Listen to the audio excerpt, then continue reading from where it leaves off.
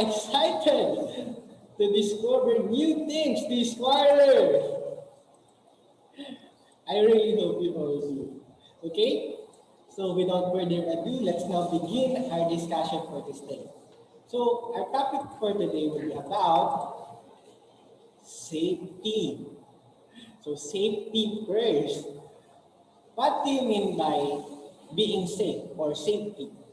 Sige nga, anyone? What do you mean by that? Yes, Damien. It means we have to wear protective gear. Okay, very good. We need to be protected. Aside from that, Kian. It means being Okay, that's another thing. How about Maddie? getting ready to survive something. That's very good. Thank you so much. How about for Mikay? Being unharmed.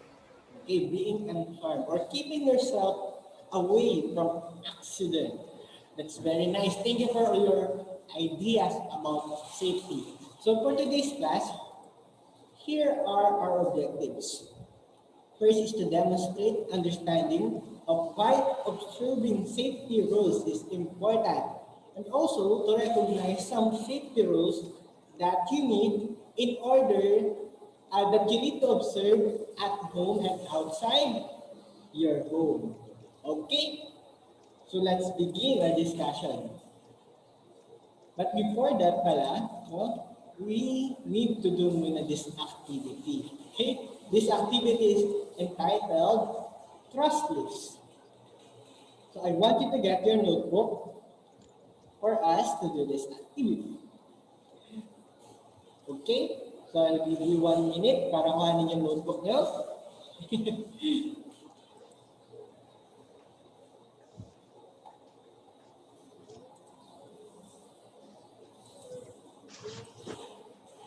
Alright? Thumbs up kapag tapos na makuha yung notebook. Yun. Ang bibilis, kumuha ng notebook. Very good. Okay, let's just wait for the others na kinuha pa yung notebook nila. Ayan. Seems like okay na and ready na lahat. Okay, allow me to read to you the instruction. In your notebook, I want you to list down the names of the persons whom you can truly trust. Okay, so once again, list down the names of the persons na mapagkakatiwalaan ninyo, especially your family members, and also other adults. Pwedeng hindi nyo relative, pwedeng friend ng mother nyo, kapitbahay nyo, na sa tingin nyo mapagkakatiwalaan nyo. Okay? So I want you to think deeply regarding these things. Okay? Any more question about the instruction? May question regarding this instruction? Wala na? Sige. If wala na, I will be giving you 3 minutes to do that activity. Okay? And your 3 minutes starts now.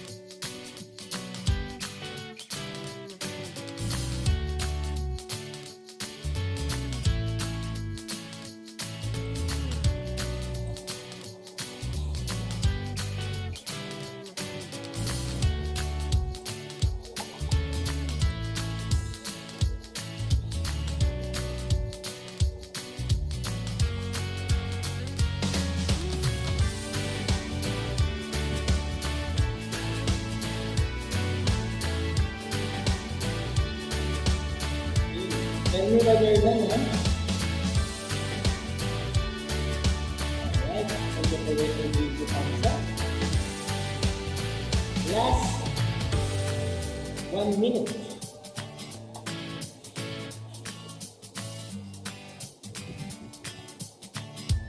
Alright, ang bilis na katapos, ha?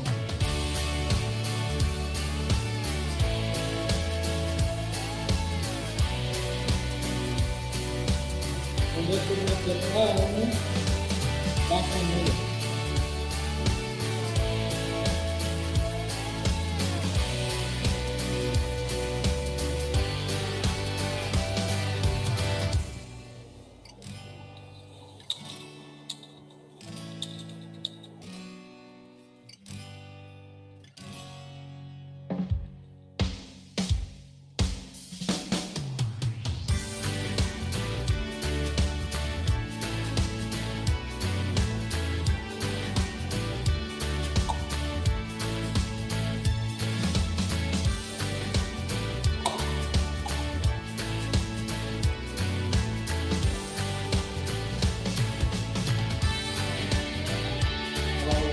Almost everyone is done now. Just wait for the others.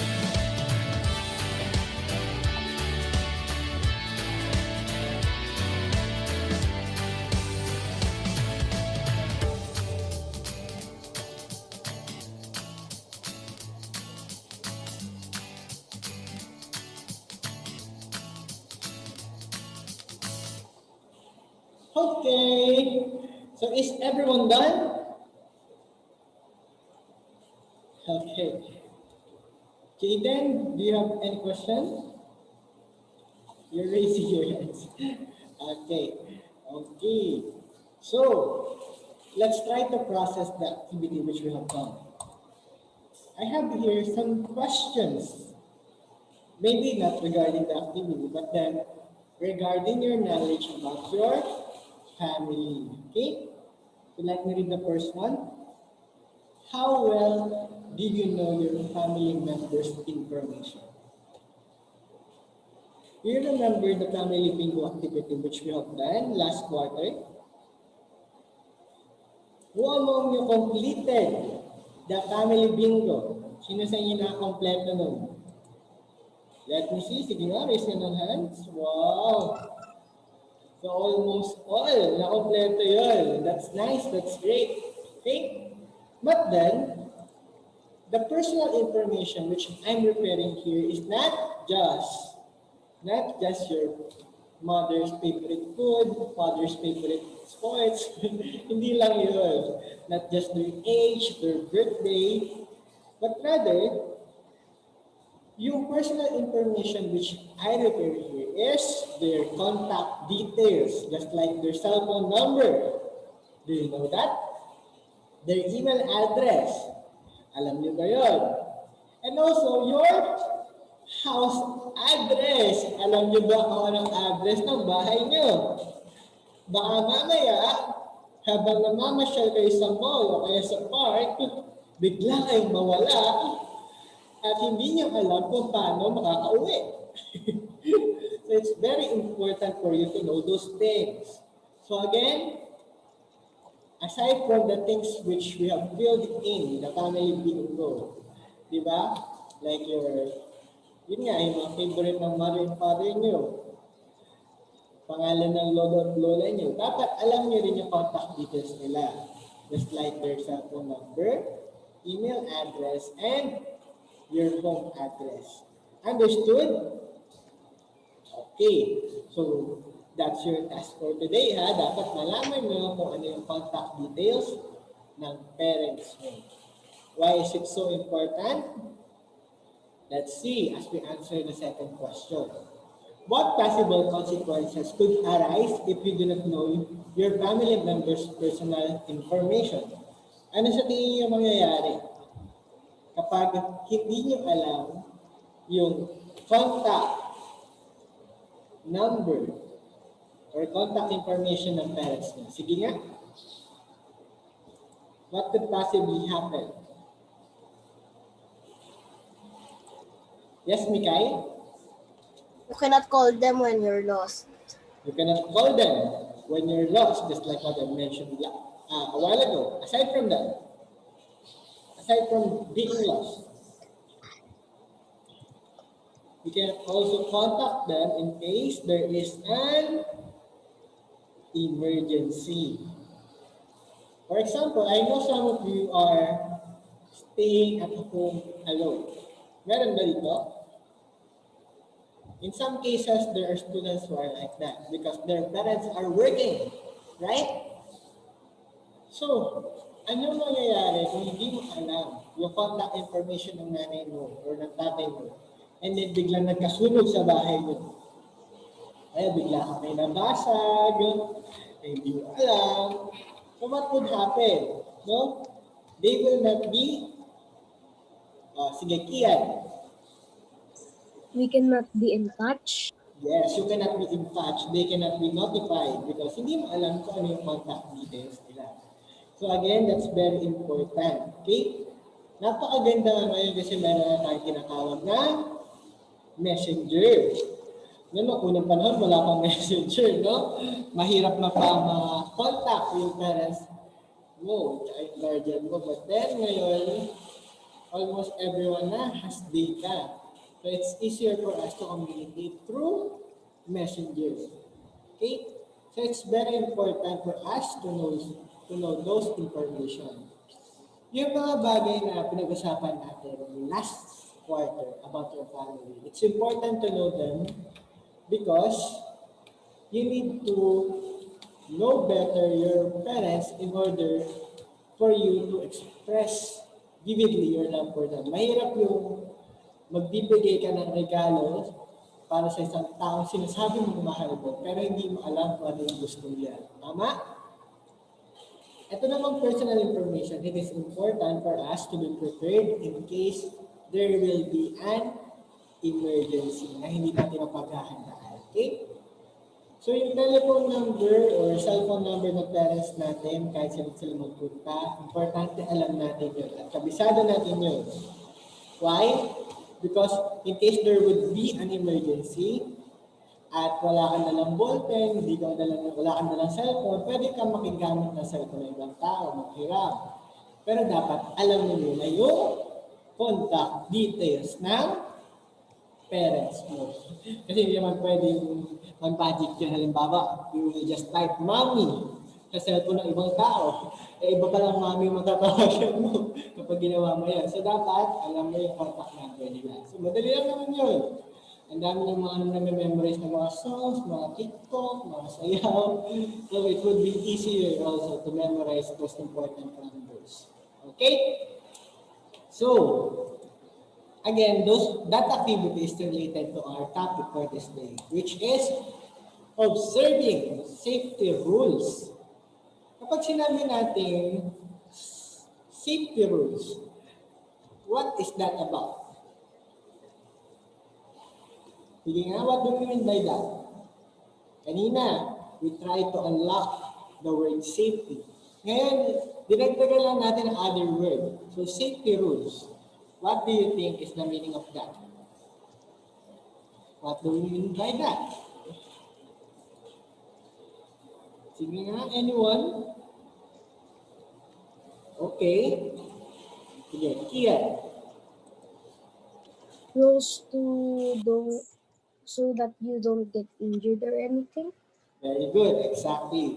So these are rules which we should follow in order for us to be unharmed or to keep away from danger and accidents. Exactly. So let's try to read the exact definition of what safety rules are. Kindly read Mia.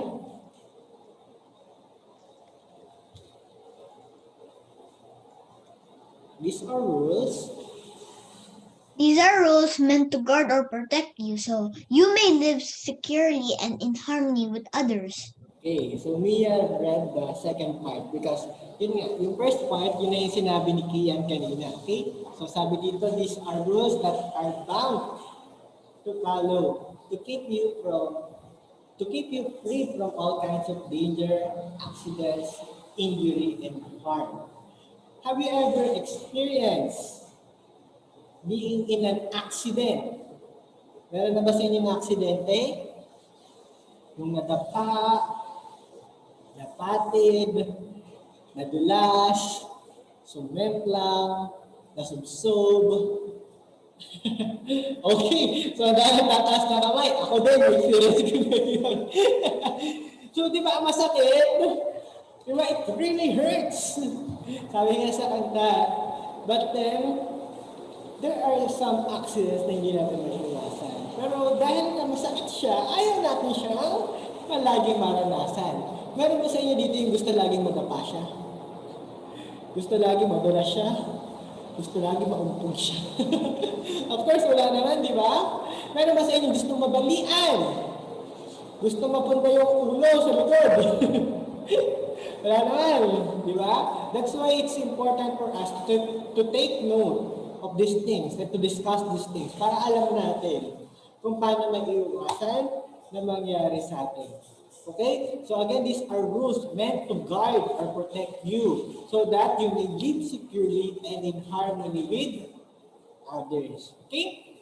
Clear tayo dyan sa definition ng safety rules? Alright. Sige, let's proceed. So here, we're going to discuss about safety rules which we should observe at home.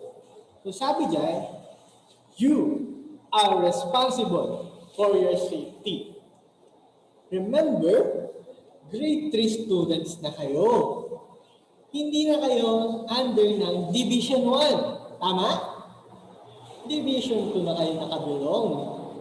So, ibig sabihin nun, hindi na kayo ganun kabata pa para alalayan. Para buhatin ang nanay kapag lalabas ng bahay. Tama? Meron ba sa inyong binubuhat ng nanay niya kapag lalabas ng bahay? Meron ba sa inyong kailangan ng walker kapag maglalakad? Meron pa ba sa inyong naglalaro sa crib? Of course, syempre, dapat wala na. Kasi nga, tumatanda na kayo, malaki na kayo. So you should, little by little, learn to be independent. Dapat kaya ng alagaan at protektahan ang sarili ninyo. So now let's discuss about the safety rules which we should observe at home. Here I only prepared 5 safety rules. Okay? Kindly read the first one. JB. Know the locks of the doors. Okay, dapat alam mo yung lock ng door. Marunong ka dapat mag-lock and unlock ng door. Bakit importante yun? Bakit importante? Yes, Maddie? So if somebody gets stuck in the bathroom, you can help them open the door. Okay, that's one thing, no? Para hindi na yung parents mo yung gagawa nun. Kasi mahirap dyan. Yung security natin, inaasa pa natin sa parents natin. Which is, sabi ko nga kanina, dapat unti-unti tayo na nag-aalaga sa sarili natin. Yes, Kia?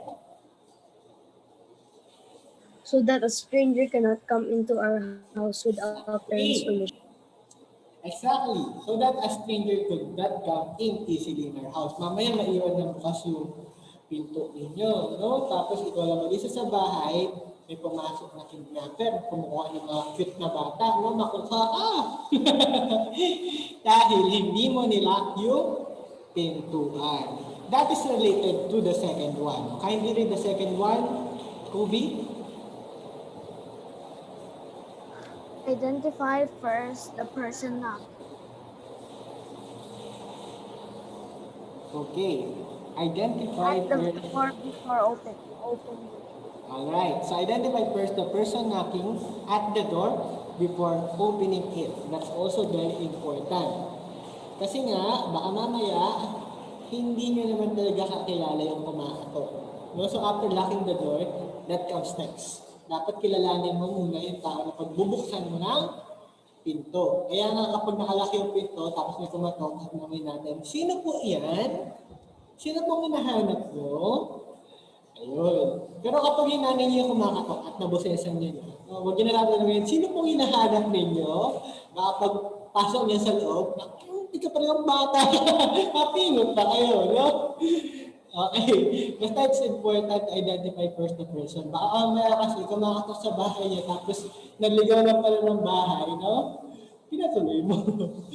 At baka kung anong mangyari sa inyo. So please, please, please, please, keep yourself away from strangers, especially kapag sa bahay niyo. Huwag kayo basta-basta magpapapasok ng ibang tao, lalo yung hindi niyo kakilala. Third one. Kindly read the third one. JC.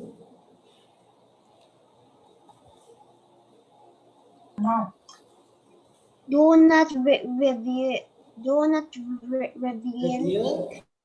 the personal information to a stranger over the phone. Very good.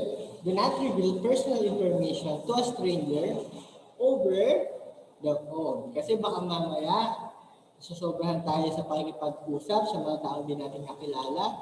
Lahat na mabigay namin, pati pangalan natin, edad, contact address, cellphone number, suking tindahan. At sa sobrang dami na nalalaman ng stranger tungkol sa'yo, bigla ka na lang niya puntahan.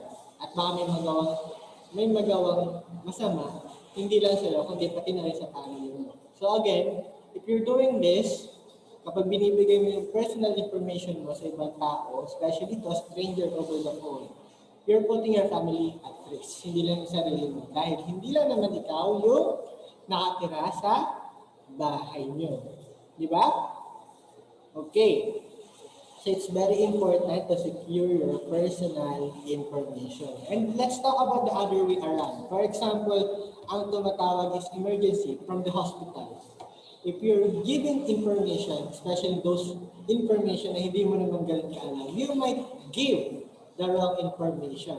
At kapag maling information yung nabigay natin, possible na mag-lead sa confusion at misunderstanding. So that would be very difficult. So in order for us to be safe, hayaan natin yung parents natin ang mga pag-usap sa mga strangers na tumatawag sa phone natin. Understood? Naintindihan? Next, number 4. Kindly read number 4. Cheska? Cheska?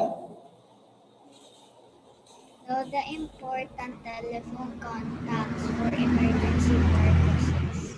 Okay.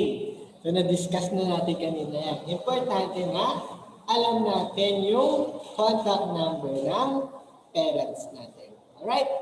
Next, number 5. Kindly read the number 5. Jensen. So what with electronic sockets and gas stoves? Alright. Do not play with electric sockets and gas stove. Why? Bakit hindi tayo dapat makipaglaro? Or bakit hindi natin dapat paglaruan yung electric sockets and gas stoves? Because it might lead us to danger. No? Kapag pinaglaruan mo yung electric sockets, possible ka na makuryente. At kapag nakuryente ka, syempre masakit yun. At posible mo pang ikamatay yun. So don't ever play with electric sockets. And another thing, ang gas stove. Gusto niyo na bang masunog? Gusto niyo bang sumabog? Syempre hindi. Remember, if you do this, if you play with sockets and gas stove, ang magsasuffer hindi lang kayo eh. For example, electric socket. Pag nakuryente kayo, syempre iligtas kayo ng parents nyo.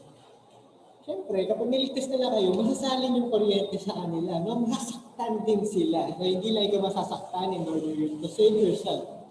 And yung gas stove, kapag pinaglaruan niya yan at sumabog yan, sira, hindi lang yung katawan nyo, kundi pati yung mga gamit sa paligid nyo. At possible din, maapektuhan yung mga tao sa paligid nyo. Gusto nyo rin ba sila masaktan? Of course, hindi. That's why we should avoid playing with those things dahil hindi sila laruan. Hayaan nyo na sila Batman, Barbie doll yung paglaruan ninyo. Huwag na si gas stove at electric socket. Naintindihan ba? Okay. So I know we're enjoying this topic. But then, ang bilis ng oras, tapos na ating klase. So for next week, we'll just discuss yung mga safety rules which we need to observe outside the home naman. Okay? So, did you learn something essential for today's class? Did you enjoy today's lesson? Alright. So that would be all for now. Thank you so much for listening and actively participating. Goodbye and thank you everyone. Bye. Bye-bye. Bye. The conclusion of the